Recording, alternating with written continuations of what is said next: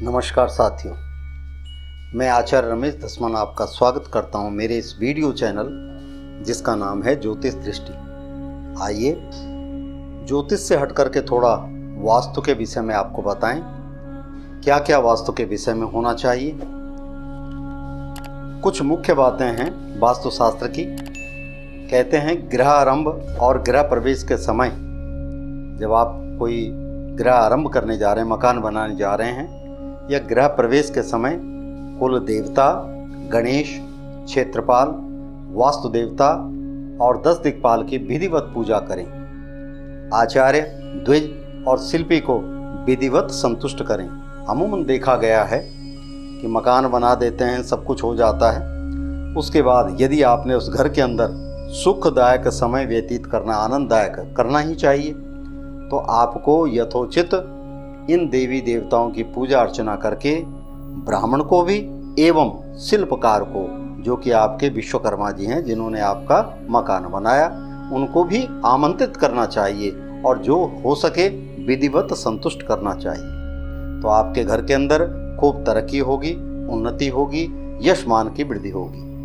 दूसरा, शुक्ल पक्ष में गृह आरंभ करने से सुख प्राप्त होता है। ध्यान दीजिएगा, शुक्ल पक्ष में मकान बनाने से, गृह आरंभ करने से सुख प्राप्त होता है। रविवार और मंगलवार को गृह आरंभ व गृह प्रवेश कदापि नहीं करना चाहिए। रविवार एवं मंगलवार कोशिश करो कि इन दिनों में अच्छा अभिजित नक्षत्र हो, सर्वार्थ सिद्धि योग हो, इन योग के द्वारा ब्राह्मण से पूछ करके विधि विधान से तब गृह प्रवेश करना चाहिए। ध्रुव तारे को देखकर या स्मरण करके नींव रखनी चाहिए। अब रात को तो नींव रखी नहीं जा सकती, तो इसलिए ध्रुव तारे का स्मरण कर लेना चाहिए और उसके बाद नींव रखनी चाहिए। शिलान्यास सर्वप्रथम आग्नेय दिशा में करना चाहिए।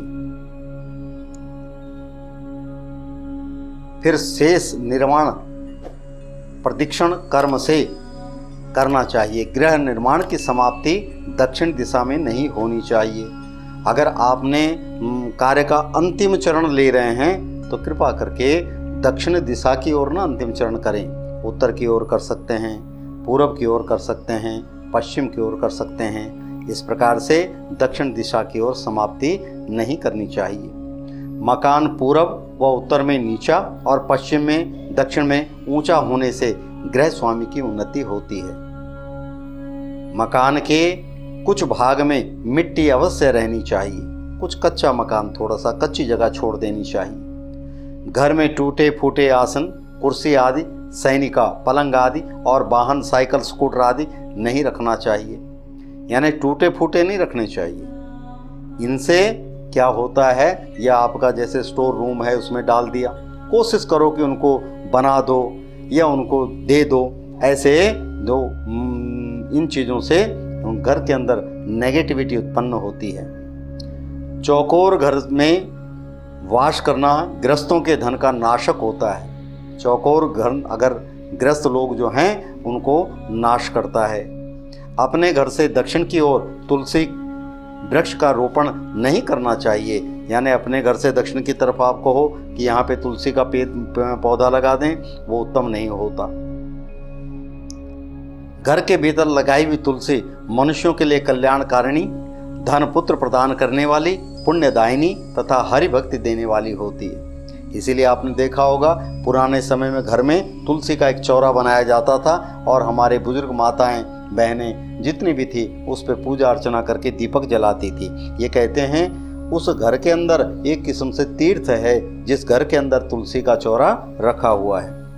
द्वार के ऊपर द्वार और द्वार के सामने आमने सामने का द्वार व्यय करने वाला दरिद्रता कारक होता है। ईशान दिशा में पति पत्नी को शयन नहीं करना चाहिए।